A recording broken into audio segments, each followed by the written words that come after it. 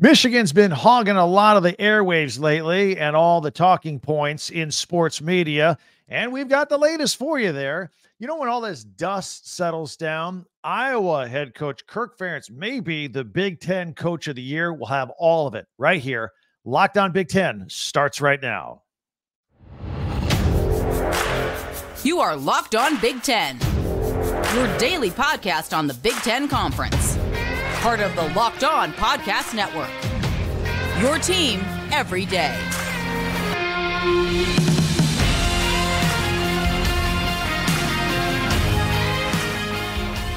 Welcome to Locked On Big Ten. I'm Craig Sheeman. Thank you for making us your first listen each and every day. We're free and available wherever you get your podcasts and on YouTube. It's part of the Locked On Podcast Network, your team every day. Today's episode is brought to you by Prize Picks. Go to prizepicks.com/LockedOnCollege and use the code LockedOnCollege for a first deposit match up to $100. Daily fantasy sports made easy. All right.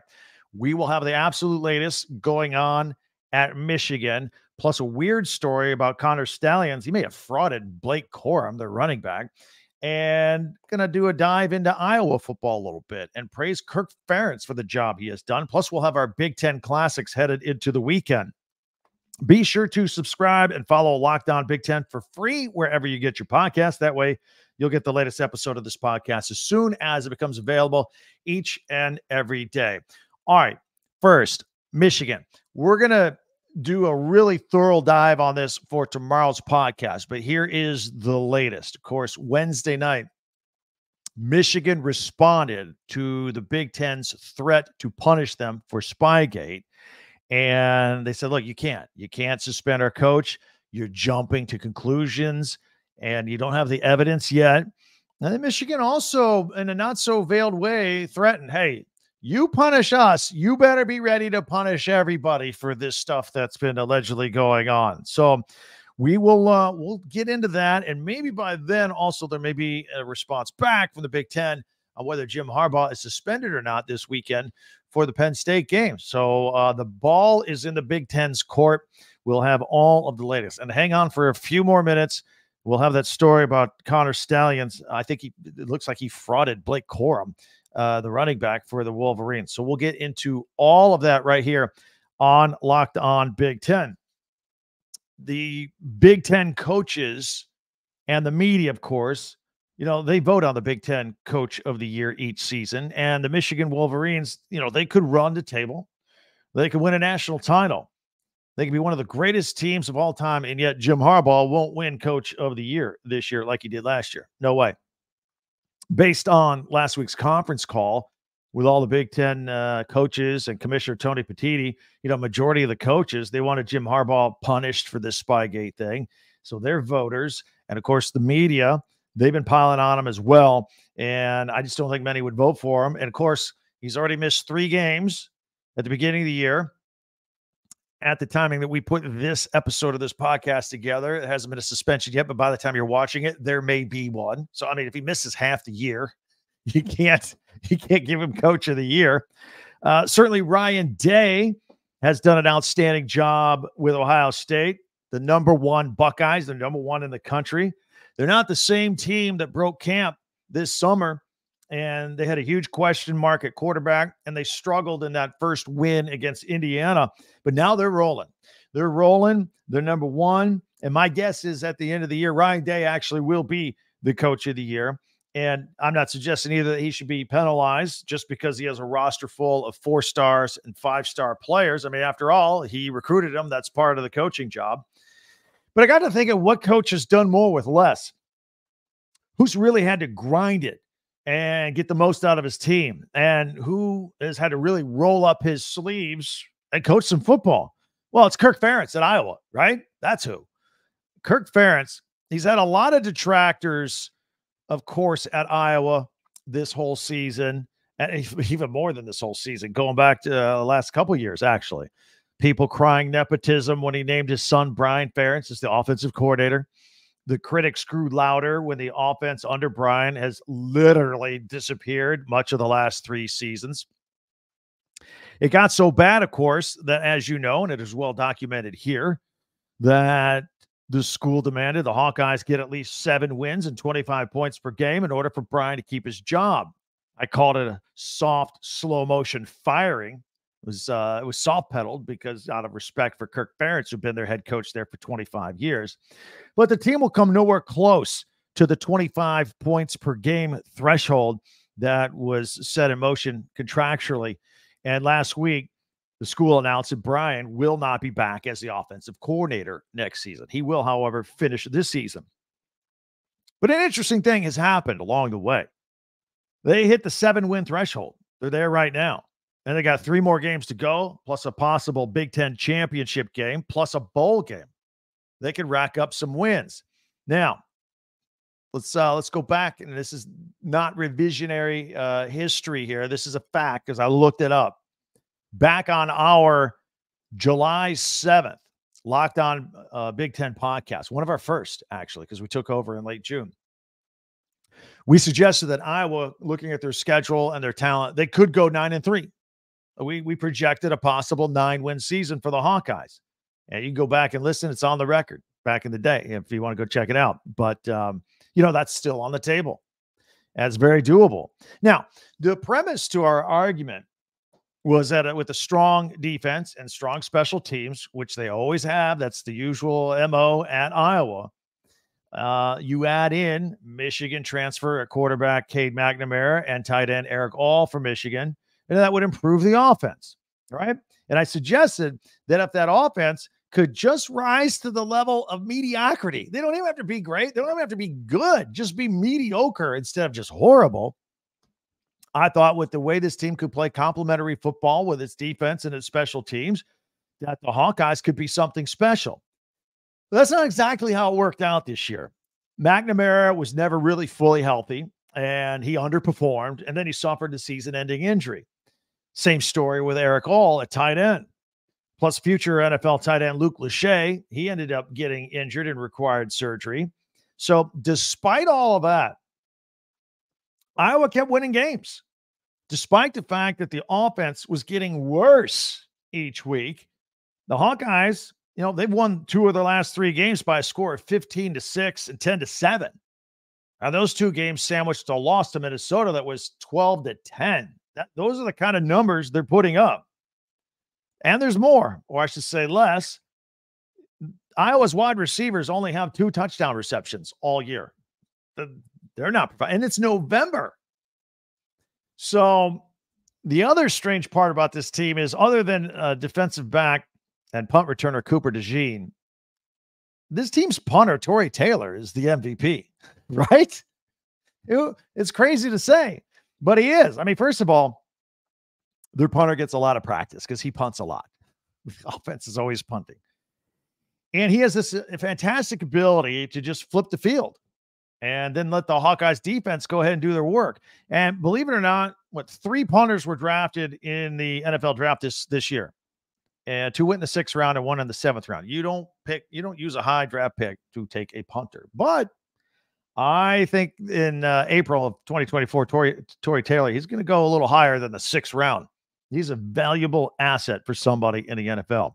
So if a team has no offense to speak of, and one of your 2 most important players is a punter, and you currently are in first place with a 1-game lead with 3 games to go, I'm just saying there's some great coaching going on somewhere around there, right?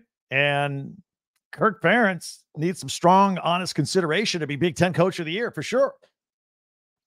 Again, probably goes to Ryan Day at this point, but Kirk Ferentz should get a lot of votes, in my opinion. What do you think? Love to hear your opinion. Hit me up on X, Twitter, @TalkBig10, and also comments on YouTube. Love to hear from you, as always.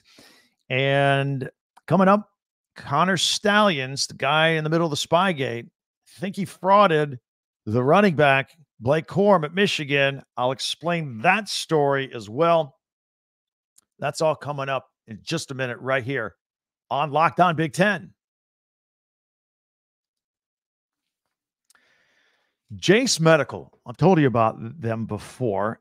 They provide a Jace case that gives you 5 life-saving antibiotics for emergency use when supply chains are down. They give you, here it is. It comes in a nice little case like this. Antibiotics are in there. And in order to get a Jace case, just fill out a simple online form. And in some cases, jump onto a quick call with their board certified physicians that will help you out. And you can get ongoing care and have questions answered anytime by these physicians. It's doctor created and doctor recommended.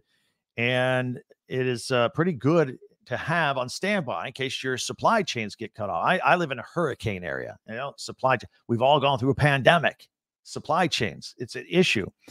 And they've got new medications all the time that you can get there. In fact, they've just added ED medications. You can even get up to a year's supply. So you can just go to jacemedical.com and get your 12-month supply of daily medication. So if someone you love or yourself, you want some peace of mind, get your year's supply of any daily medication at jacemedical.com. And just remember to use the promo code Locked On for $20 off your purchase. It is a fantastic deal. Like I just showed you, I have mine here. So go to jacemedical.com and enter the code Locked On at checkout for a $20 discount on your order. That's promo code Locked On at JASEmedical.com.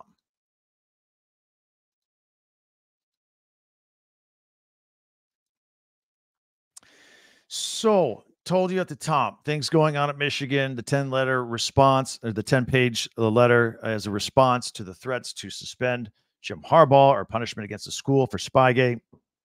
Again, more in depth on that in tomorrow's podcast, the Locked On Big Ten.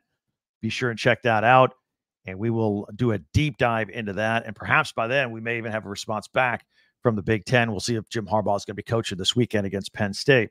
Now, we have documented numerous stories here on Locked On Big Ten that have forked from the Michigan SpyGate story. Every day there's something new, 1 or 2 or 3 new stories every day.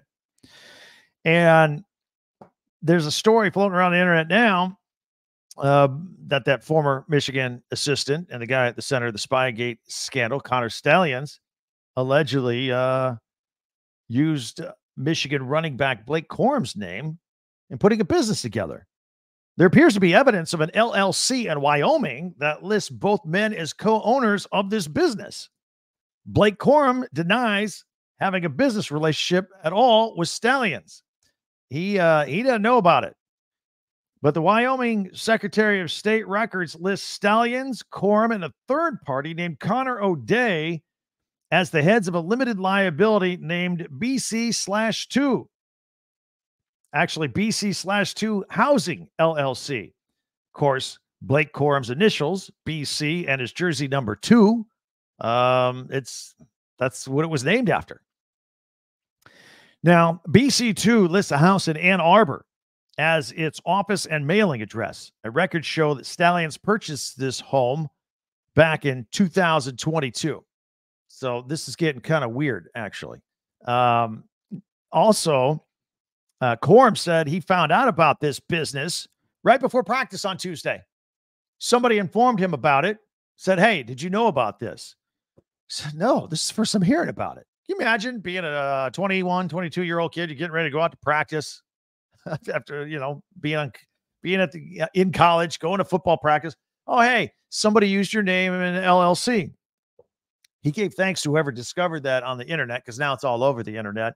And he said that he's already contacted his attorney and they'll take it over from there. So I feel bad for the kid.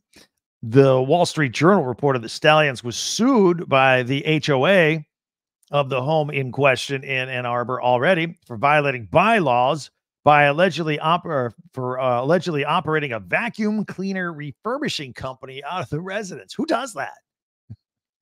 That's crazy. And another sidebar to the sidebar, the third person on the LLC, Connor O'Day. This is a new name. We're just hearing about him. He had previously been flagged by a Big Ten school for allegedly purchasing a ticket using an account connected with Stalions. So stay tuned. It's crazy. This story is the story that just keeps on giving. Meanwhile, there are a couple of men's basketball games on the slate Thursday night. Southern Illinois is at Michigan State. Of course, both teams are looking for their first win as the Spartans were just stunned in their season opener versus James Madison. Florida A&M is in Nebraska. The Huskers are looking to improve to 2-0. And there are 5 games on the ladies' docket Thursday as Eastern Illinois is at number 9 Indiana for the Lady Hoosiers season opener. Rutgers host Wagner. Number 3 ranked Iowa. They play against 8th ranked Virginia Tech in the Alley tip-off. So a couple of top 10 rated teams in women's basketball.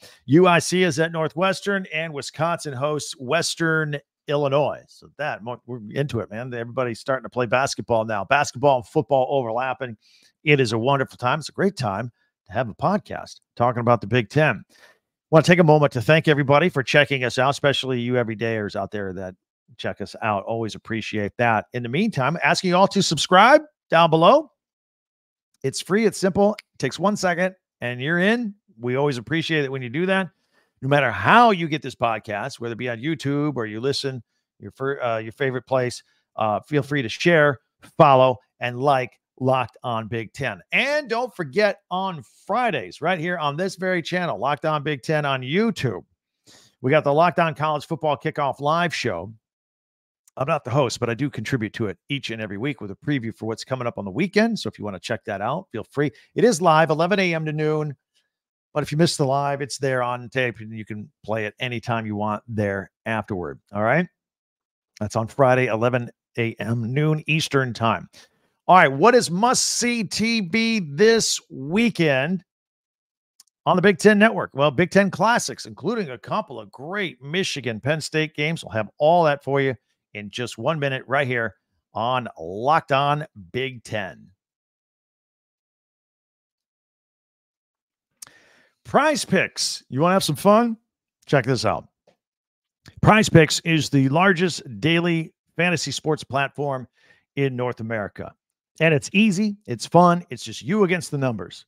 You pick more than or less than with some stats, with 2 to 6 player groups and their projections, and just watch your winnings roll in. Done so well during football. We're bankrolling basketball now. And by the way, you can combine sports. You can pick a player from basketball and combine it with a player from football and put it all together. For example, Steph Curry. You could say Steph Curry going to score more than 29 points in his next game. Pair it with Joe Burrow. He's going to have more than 2 touchdown passes against the Texans this weekend. And if they both are, if you're right on both, boom, winnings come rolling in. It's a lot of fun.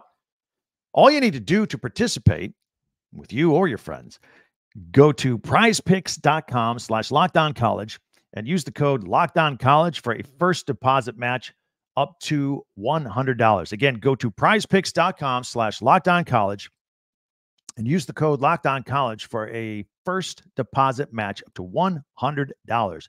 Prize Picks, daily fantasy sports made easy.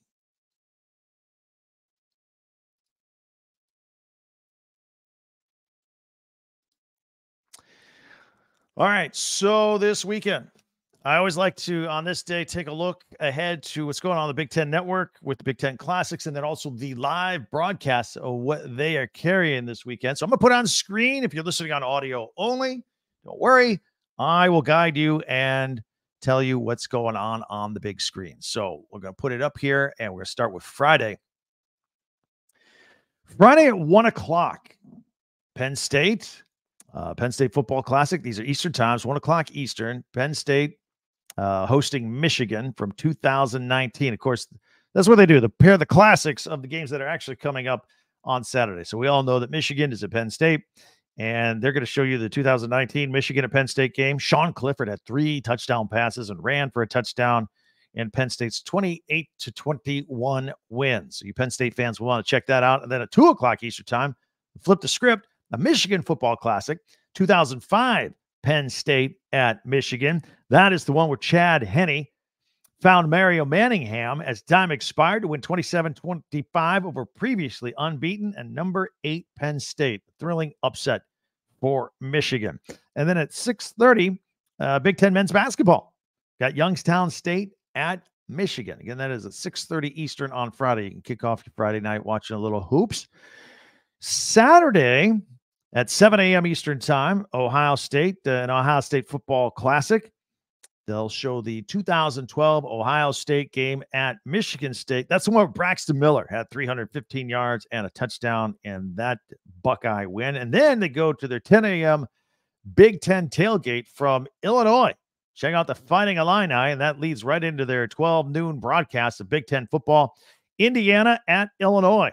And both of those teams are coming off wins. They both struggled this year, but they're both coming off wins, and now they're going to clash at Illinois. And then when that game's over at 3:30, the Big Ten Network will show Rutgers at Iowa. And I always say this, take the under, not only with Iowa, but you know what? Rutgers they're a pretty good defensive team, and Iowa's a pretty good defensive team. I think this one is comfortably at the under. We'll talk more about that on our Pigskin Picks tomorrow, and we'll use the lines provided by our good friends at FanDuel. Sunday, 11 a.m. Eastern time. Let me click the screen over here. We got Big Ten football in 60. That's where they edit up snap-by-snap highlights of all these games and package them into 1 hour. 11 a.m. Eastern time, they'll show you the highlights from the Michigan-Penn State game. At 2 o'clock, more Big Ten football in 60. They'll show the highlights from Maryland at Nebraska. And at 4 o'clock Eastern time, Ohio State at Michigan State. And then later on in the day at 7 p.m., Big Ten men's basketball got Army at Indiana. And, of course, I think they put this game together in honor of Bob Knight, not just because he passed away last week. I think, obviously, when he was still alive, I think it'd be nice to bring the two schools that he coached at, Army and Indiana, together to play. And unfortunately, he passed away last week. He won't be able to see this, but it's on the Big Ten Network from Bloomington at 7 o'clock on Sunday. So there you have it. There's a look at the Big Ten schedule, Big Ten classics, and everything else going on throughout the weekend. And as we wind down the week, we'd love to hear from you. You can hit me up on X, Twitter, at TalkBig10, number 10. Also on our website as well, talkbig10.com. That's with the number 10 as well. Always like to hear from you there. And then, of course, the comments on YouTube. Always appreciate that. Be sure right now before you leave to subscribe down below and follow this podcast right now on your favorite podcast app. You get the latest episode of Locked On Big Ten as soon as it becomes available each and every day. We put these together and we schedule them, the audio-only versions, on however you listen to your podcast. They're out early, like at 4 in the morning. You can listen to them anytime after that.